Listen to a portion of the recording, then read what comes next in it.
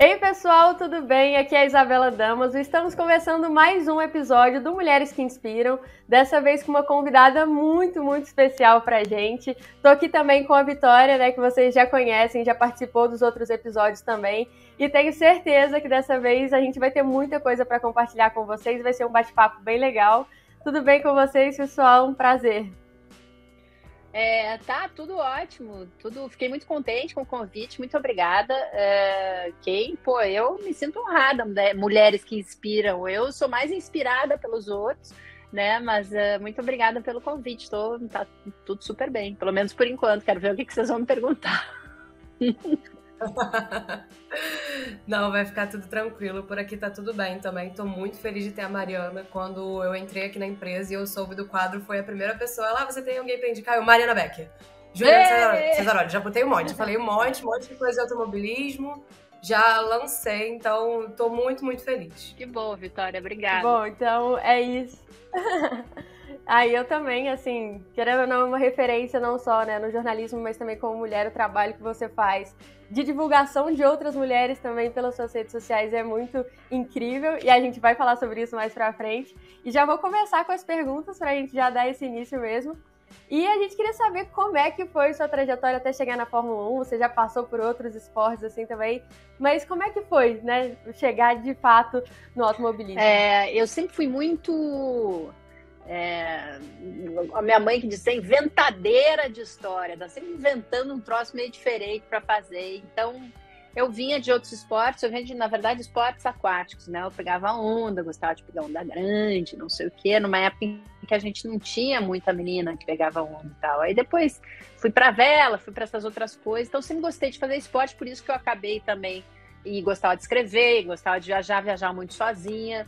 E acabei escrevendo, acabei fazendo umas coisas de rádio, acabei descobrindo, na verdade, o que mais me inspirou eram mulheres que faziam coisas que eu achava legais e que não era muito comum de ver. Então, as minhas primeiras matérias foram com, assim, a primeira guria do Rio Grande do Sul, a primeira gaúcha de voar de asa delta, a primeira campeã brasileira de surf. Eram meninas que na época faziam coisas que era bem raro a gente ver, e eram coisas que eu gostava muito, assim. Então eu falei, pô, eu queria saber quem são elas, né? O que elas, pelo que elas passam, se elas passam por dificuldades ou não. Enfim, o que era aquela pessoa que está ali desbravando o mundo, que era um mundo que eu gostava e que eu tinha vontade de desbravar também.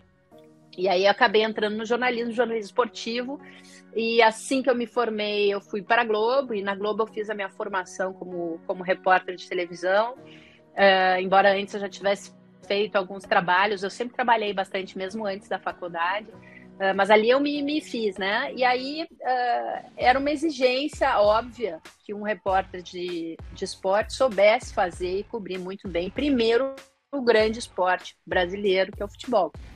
E aí eu passei por uns sufocos até conseguir fazer essa cobertura como deveria ser feita, ou como se exigia de mim, né? As outras coberturas, para mim, eram mais fáceis de fazer, eu compreendia melhor, mas o futebol era uma cultura tão profunda, tão vasta, tão cheia de detalhes, que para mim, que eu sofria, assim, até eu conseguir pegar o jeito ali daquela coisa. E aí, nessa história, o automobilismo entrou porque eu fui chamada para fazer um Rally dos Sertões. E correr, né? Correr como navegadora, né? E aí foi super interessante, porque a gente correu mesmo, não foi só fazendo o percurso. E aí eu falei, gente, esse troço aqui é bacana, isso é muito legal. Eu já comecei a achar aquilo bacana, claro, quase morria, né? Várias vezes perguntei o que eu tô fazendo aqui, o que eu tô fazendo, o que eu fui inventar. Porque a minha história ali, o que era? Eu queria mostrar no Esporte Espetacular e nos outros jornais o que passava dentro da cabeça e no coração de quem estava ali dentro do capacete. Porque a gente via, era também uma preocupação minha quando eu cobria a vela, você via de longe, né? Você não via expressão, não tinha como tem hoje, assim, que você consegue ter muito mais acesso. Você via os carrinhos correndo, você via um troço que era assim, parecia incrível, mas assim, não dá para ter aquela noção, assim. Então eu falei, eu vou E aí eu vou contando o que acontece. E aí fui contando tudo. E assim, desde a chavinha que vira na cabeça da gente quando você começa a se sentir competitivo, e aí toda a noção de perigo e de todos os teus valores começam a ser revisados, porque você começa a ficar competitiva, e aí você já, aquilo que você achava que era normal ou que não deveria, você começa a variar os seus limites. Então a competição faz isso com a cabeça. O cansaço depois de cada prova, né, de não conseguir dar o meu relato como eu deveria dar, né? Quantas vezes eu exigi de atletas que me dessem respostas inteligentes e congruentes, quando os caras estavam exaustos, né? Então eu falo, gente, mas como é que eu pude exigir isso de alguém? Então foi assim uma série de ensinamentos que o automobilismo acabou me dando ali no Rally dos Sertões. Daí depois eu corri mais 2 como piloto. E aí é que eu me enlouqueci, me apaixonei total. Sempre me perguntando, né? Eu me perguntava, o que eu tô fazendo aqui? Né? Eu perdi, sei lá, no primeiro rally, eu perdi acho que uns 4 quilos, assim. A gente corria, era na época o Rally dos Sertões, saía de São Paulo e até o Maranhão, depois para Fortaleza, assim, era um Deus nos acuda. Depois fiz 2 saindo de Goiás, aí sempre com navegadoras diferentes, né? Cada vez eu fiz com uma navegadora e uma piloto, e todas elas para mim hoje têm um valor assim que eu guardo no meu coração, embora às vezes eu não tenha mais contato, mas assim, se eu encontrar não vai ser só mais uma amiga, vai ser uma amiga irmã, assim, vai ser uma pessoa que eu tive que encarar muita coisa junto. Primeiro Rally dos Sertões morreu um cara, né, na nossa frente, num deslocamento, quer dizer, essas coisas você vai dividindo, muito sufoco junto. E aí as tuas glórias, mesmo que sejam pequenas, fazem com que a gente fique irmão de sangue, assim, sabe? Então, são pessoas que eu quero muito bem. E aí essa experiência me despertou pro automobilismo. Eu falei, mas isso aqui é outra história, peraí, que eu achava que era de um jeito, mas é de outro. E aí, na Fórmula 1, eu acabei entrando porque a Globo achou que estava na hora de testar uma mulher. Até hoje, né, durante todos os anos, décadas de cobertura de Fórmula 1, era sempre um homem. E aí os caras falaram, quer tentar? Sabiam que eu falava línguas, que eu estava livre para viajar o quanto precisasse, eu gostava de viajar e que eu gostava de automobilismo. Nossa, incrível. Então, meio que a pessoa certa totalmente no lugar certo, e uma coisa que deu super certo e dá muito certo até hoje, né? Que bom, sorte nossa que assiste. Então, Mari, a gente sabe que você, né, acabou de contar, teve muitas experiências no jornalismo, tanto dentro quanto fora do automobilismo. Nesses anos de exercendo a profissão, qual você acha que foi o maior desafio, assim, como jornalista? Isso é uma pergunta difícil, Vitória, porque o desafio vem quase que diariamente. Às vezes é um desafio físico, porque você, tipo agora, acabei de chegar de Covid, está no fim do dia, você não está mais conseguindo entender mais nada, assim, e aí você tem que conseguir focar, você tem que conseguir organizar as informações dentro da tua cabeça de uma forma que saia, né, que você possa passar de uma maneira clara e interessante para quem está do outro lado, e você está esgotado, né? Então tem essa parte física. Eu fiz uma viagem incrível velejando pela costa do Labrador, né, na América do Norte, depois cruzei para a Groenlândia e fiz a costa oeste da Groenlândia, acompanhando o Betão Pandiani, que é um grande navegador, que aliás agora está no Ártico. E eu fui velejando no barco de apoio e tinha daí tinha assim, era desafio técnico. Putz, aí eu lá no Ártico, como é que eu vou fazer para mandar as imagens para o Esporte Espetacular? Aí vai para a terra, sobe lá numa montanha, vê se dá, vai um cara comigo, porque pode ser que tenha urso comendo, que era verão, então era a época de todo mundo sair para comer, né? O urso polar, todo mundo... É agora, porque no inverno não tem mais, né?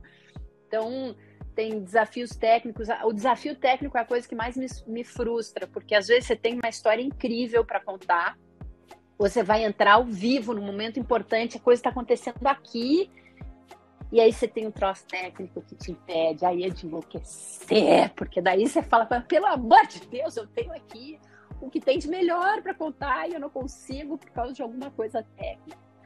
Então tem isso e tem, eu acho que o que são para mim os desafios mais complicados são os desafios éticos.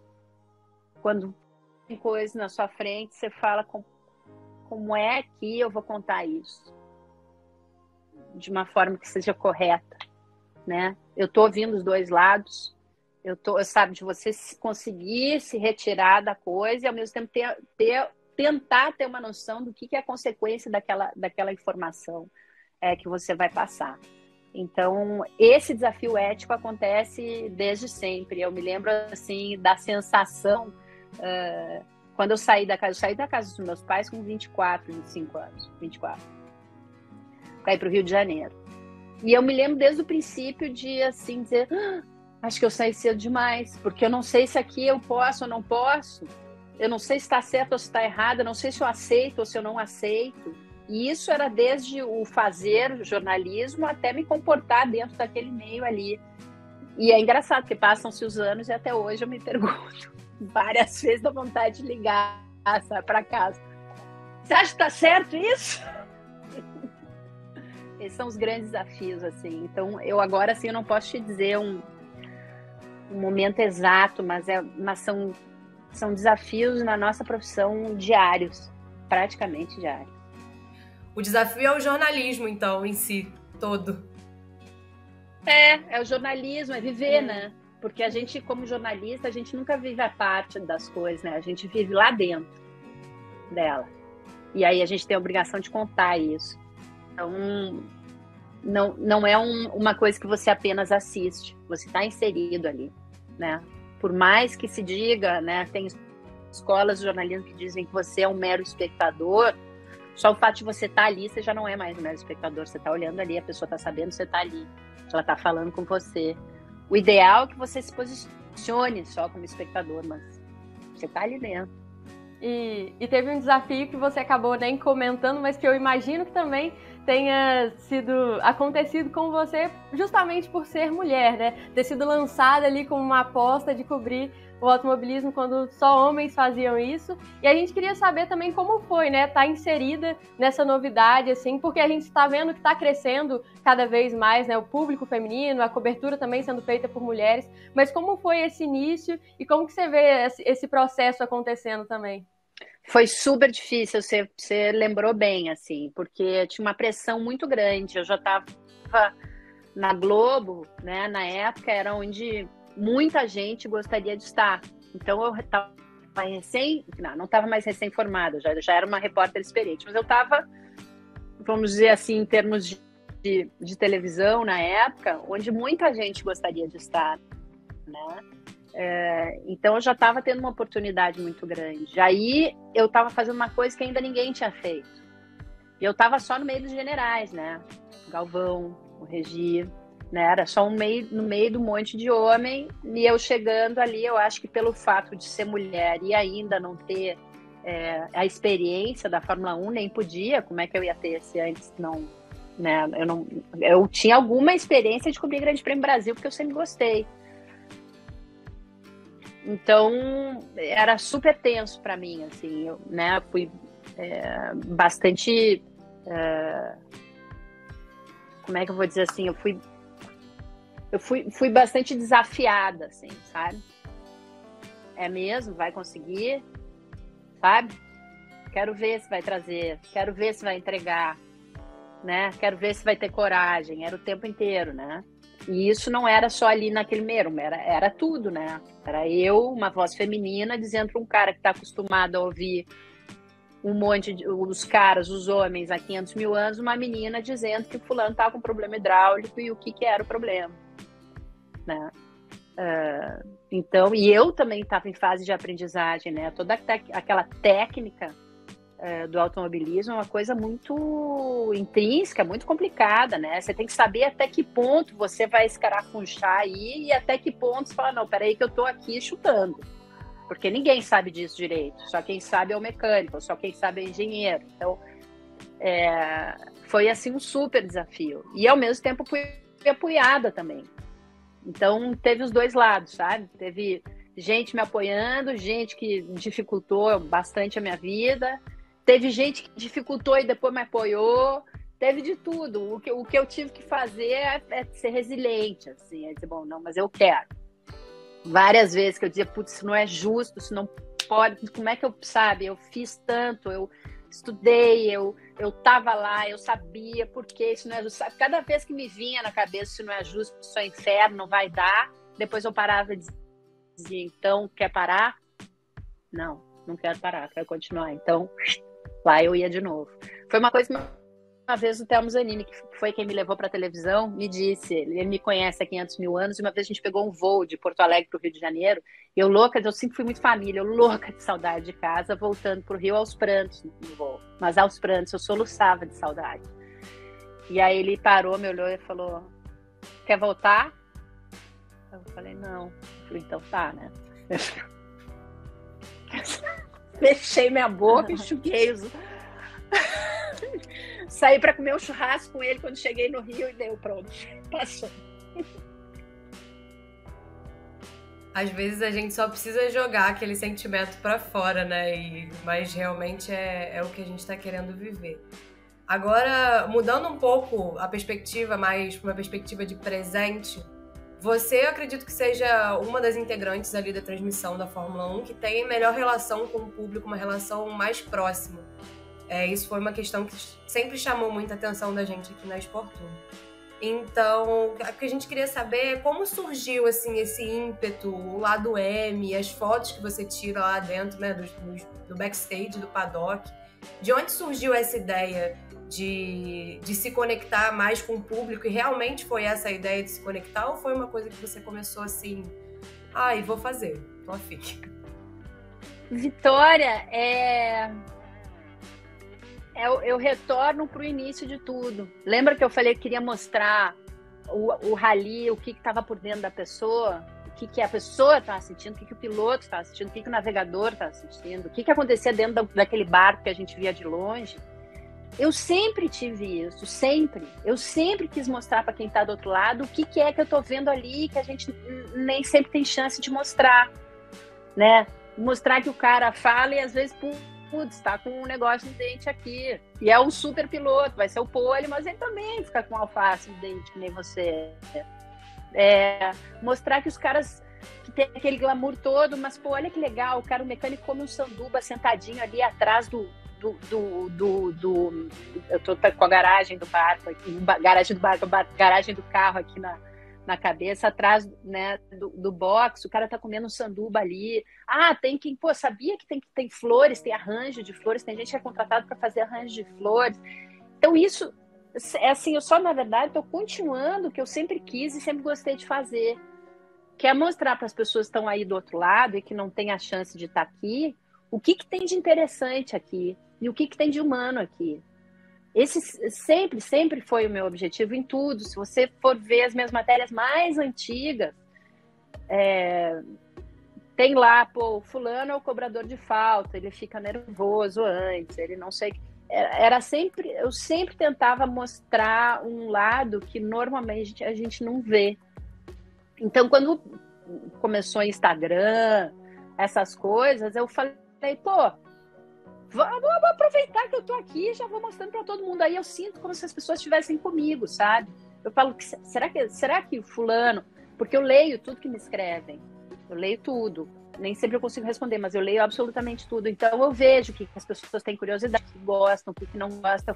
Às vezes, né, quando são pessoas que falam mais comigo, que eu respondo mais, eu lembro, será que o fulano ia gostar disso aqui? Vou até mostrar isso aqui, sabe?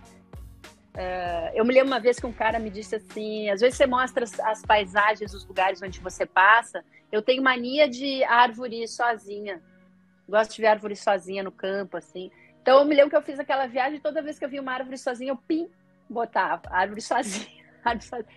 Então tem um pouco disso, eu consigo, tem um pouco disso, e aí eu acho legal, porque daí é uma maneira de eu ver, de dialogar com quem está assistindo, sabe? A pessoa não está só assistindo, é aquilo que eu falei desde o princípio, a pessoa está fazendo parte ali. E aí o lado M daí é uma outra história. Esse lado M, na verdade, eu até pensei muito, estava assim, muito reticente antes de fazer, porque eu vou ficar falando de mim. falar disso aí, das coisas que eu vejo, falar de mim. Não, vamos. A Tati é uma guria que trabalha comigo e que tem boas ideias para isso, assim, me incentiva, porque às vezes fico meio travada, assim. Ela falou, não, Mari, eu acho que as pessoas vão querer saber. E aí eu comecei a contar o lado M e tal, então vai indo lá do M, vou ver até quando vai, porque eu já contei tanta coisa que eu já não sei mais o que mais que eu tenho para contar aqui. Mas o Guria Boa que é o meu, assim, é o meu xodózinho. E é dele que a gente vai falar agora, que é bem isso que a gente tenta trazer aqui, né? Não só com jornalistas, mas também atletas. A gente conversou com a Juliana Campos do Salto com Vara, que também foi uma conversa onde a gente aprendeu muito, sabe? E esse programa também tem sido muito importante pra gente, pra ouvir histórias também como a sua, que inspiram muito a gente a continuar fazendo e nos ensinam muito. Então a pergunta era até como que surgiu, assim, eu vou abrir um espaço, né, para falar sobre isso, para introduzir mulheres que não só vão fazer parte da Fórmula 1, né, porque você traz geral. Eu estava até assistindo também as duas últimas que você fez com a Giovana, também atleta do Botafogo, que sofreu, né, toda aquela repressão. Você fez uma entrevista com ela, foi mais especial. Então, assim, como que veio, né, essa vontade de fazer isso? E, né, honrando o nome do nosso quadro aqui, quem, se você pudesse soltar uma, seria a sua mulher, assim, que te inspira diariamente ou que te inspirou para ser, assim, esse nome, assim? Minha mãe. Roseli Guedes. Eu chutei que você falaria isso. Cara, porque assim, ela foi, junto com meu pai, mas perguntou a mulher, né? Quem sempre me estimulou a fazer o que eu tinha vontade, né? E fazer com competência, não fazer assim de maneira superficial. Não tô dizendo que eu sou competente, eu não tô me... Mas assim, você vai fazer, faz profundo, sabe? Eu vou lançar um livro agora, o primeiro exemplar eu dei para ela, quando chegou na minha mão. Ela leu, ela falou, tá super legal, essa parte tá boa, isso aqui tá bom. Ela falou, não tô falando só porque eu sou tua mãe, eu sei, porque ela me critica também. Então, a minha mãe sempre foi uma mulher muito corajosa, assim como a mãe dela, né? Minha mãe tem foi engraçada, a Lúcia Veríssimo, mulher do Luiz Fernando Veríssimo, de quem a gente é muito amigo, ela disse, tua mãe foi a primeira mulher que eu vi dirigindo uma Kombi, isso nos anos 70, início dos anos 70, fim dos anos 60. A minha mãe teve 5 filhos, assim, e tinha uma carreira de professora, eu acho, brilhante pela frente, e não deixou isso... Ela tentou levar as duas coisas, então eu me lembro muito dela, sabe, de um lado para o outro, tentando dar um jeito de poder manter o sonho dela de carreira e ao mesmo tempo criar a gente. Eram 5 filhas, é gente demais. Enfim, e ela assim, a minha mãe, eu acho uma mulher admirável, e ela é muito sensível, ela é delicada, sabe, para tudo, para música, para poesia, para lugares, e ao mesmo tempo ela é muito faca na bota, como dizem lá no Sul, né? Ela encara, ela tem medo, mas ela encara, sabe? Ela não esconde as coisas. Isso que eu acho mais incrível da minha mãe. Ela não esconde o que sente. Ela fala, é isso aí mesmo, sabe? Vai com medo, mas vai. Então, a minha mãe, assim, eu acho que minha mãe é meu pai, mas, assim, a mulher que me inspira a ser quem eu sou, sabe? E ao mesmo tempo de não perder a delicadeza, que acho que a gente tem tanta batalha para enfrentar sempre, que às vezes quando as batalhas são muito duras para nós, nos exigem muito, a gente acaba ficando um pouco duro, sabe? Um pouco seco, um pouco ácido, um pouco amargo. E eu acho que isso daí é perder batalha para mim, porque daí modifica o que a gente tem de melhor. Mais tarde, quando a gente já não tiver grana, já não tiver sucesso, já tiver com tudo filho grande, já tiver sozinha, vai sobrar esse amargor. Então tem que cuidar, eu acho, para as tuas vitórias serem doces, não serem vitórias que você fez assim a ferro e fogo e se transformou numa pessoa que não é uma pessoa boa ou agradável, assim, né? A gente vai se modificando, né? Não é obviamente tudo que eu tenho em mim que eu gosto, mas eu tento manter isso, né? E a guria boa que você tinha perguntado é uma expressão que se diz muito no Rio Grande do Sul, assim, quando você vê uma mulher fazendo um negócio legal, uma guriazinha, você falou, ô, guria boa é essa, hein?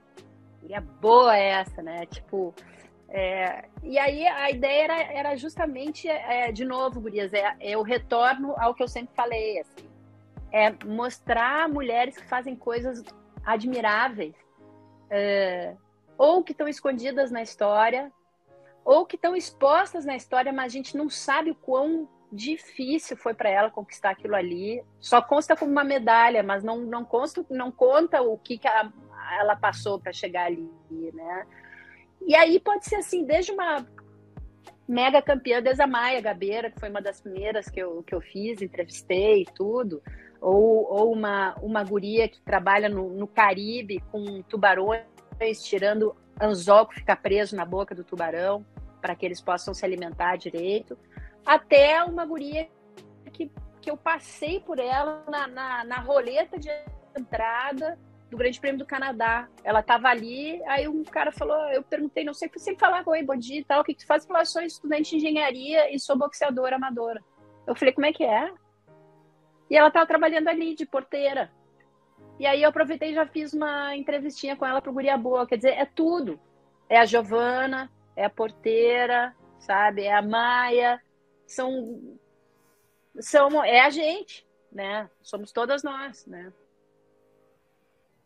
Ai, muito bacana ouvir, assim, principalmente porque você conta de uma forma que também ajuda a gente a entender melhor, como você falou, né, de transmitir esses bastidores mesmo, porque às vezes a gente só assiste assim, mas não pensa por esse outro lado também, de como você tá tendo essas experiências. Até você falou assim, do lado M, também eu ficava pensando, será que tem um tema que ela queria falar mais do que o outro que ganhou, sabe? Algo assim. Então, acho que é muito legal te ouvir também nesse sentido, porque enriquece bastante e traz um pouco mais de você. Se tem muita coisa para contar, com certeza vai ter muito lado M por aí. Vocês têm que me dar ideias, que eu já não sei mais o que eu falo. Eu já tô assim, na próxima vai ser, vamos falar da cárie, da unha aqui que levantou. Pô. Não, abre uma caixinha. A gente vai fazer um brainstorming aqui então, pra poder mandar. Pode mandar. E agora, passando para o nosso outro quadro, né, do ping-pong, que são respostas mais rápidas, mas não pode falar mais coisas, não precisa se atentar a uma resposta só, não. Mas são perguntinhas simples, tem umas 6, 7 aqui, e aí é só para saber, assim, preferência, quem você falaria, música, então, um pouco mais descontraído. Tá. E aí, pode começar, Vadini.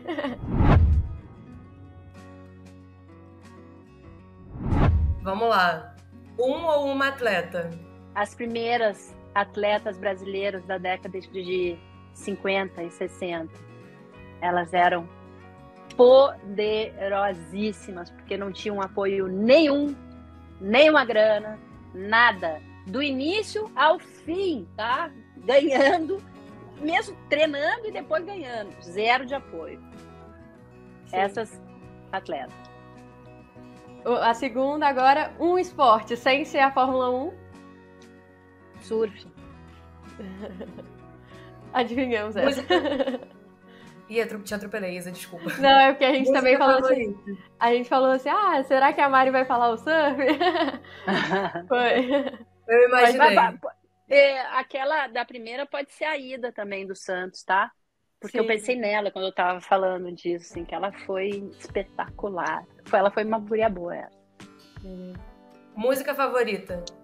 Cara, eu vou dizer assim, ó, eu gosto muito de música, muito. E eu vou desde o rock and roll mais pesado até música clássica, tá?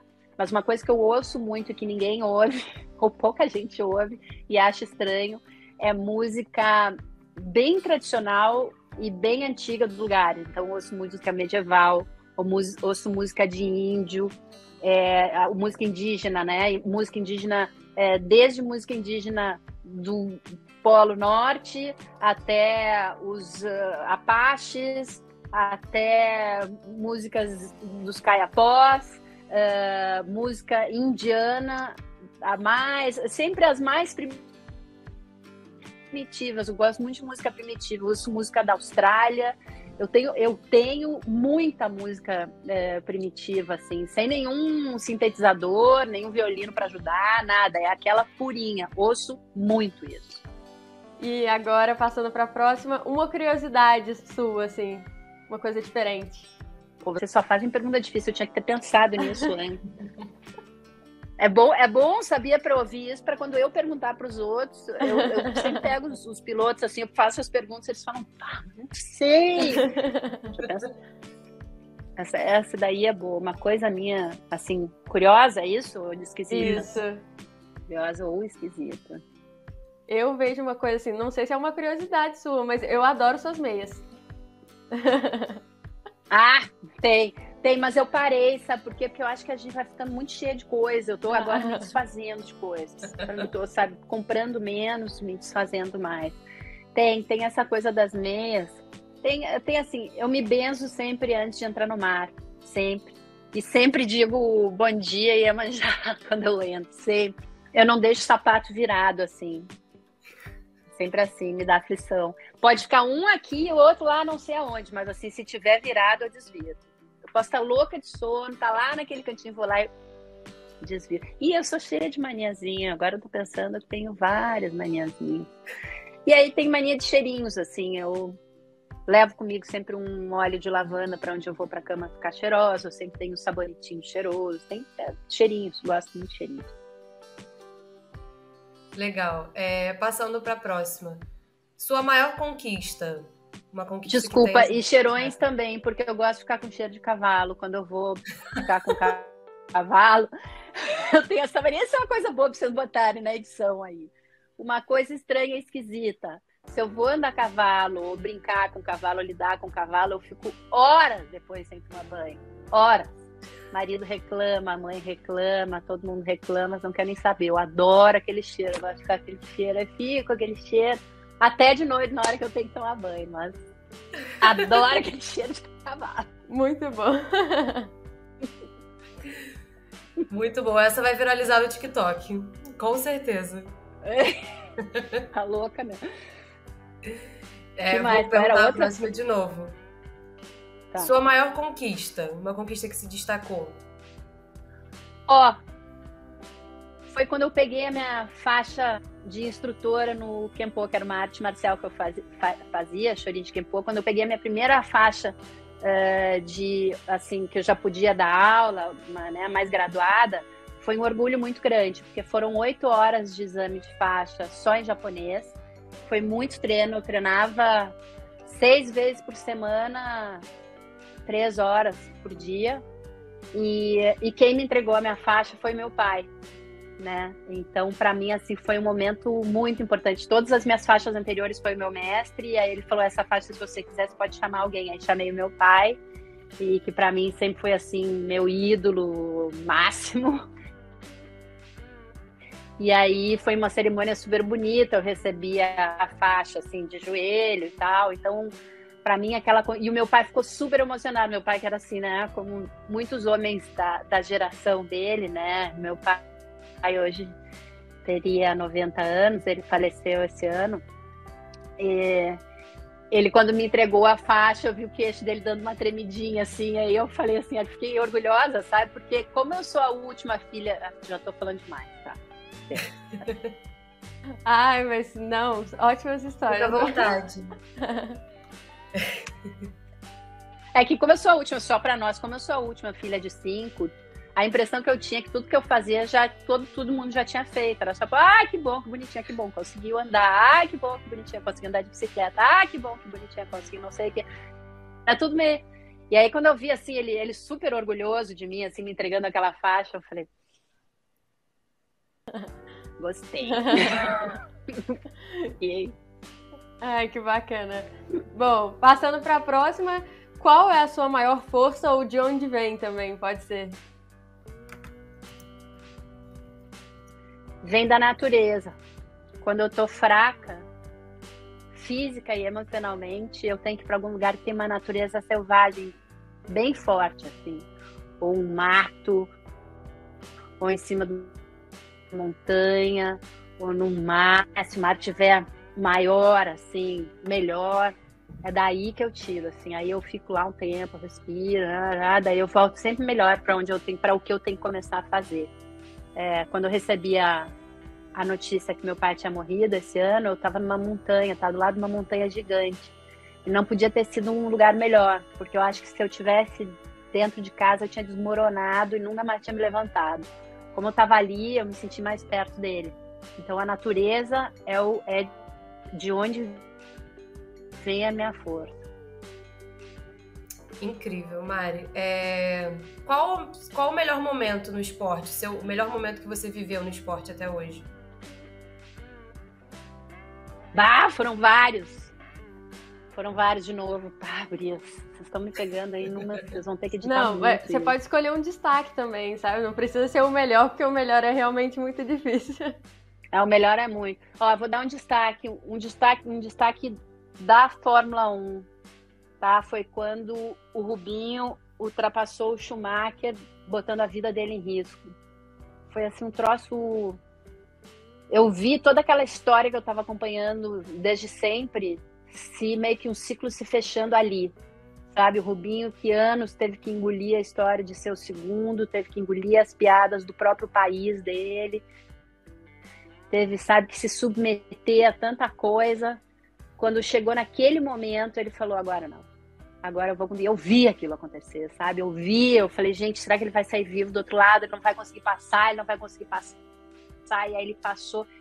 E aí eu pude entrevistá-lo, e aí eu entrevistei Schumacher, eu pude contar aquela história, assim, aquele momento, assim, foi um dos momentos mais marcantes, assim, da minha carreira. Claro, teve outros, quando eu conheci a filha do Lampião, sem querer, e aí entrevistei ela, quer dizer, tem várias outras histórias incríveis, assim, mas se a gente for olhar uma mais recente, essa pra mim foi assim, tipo...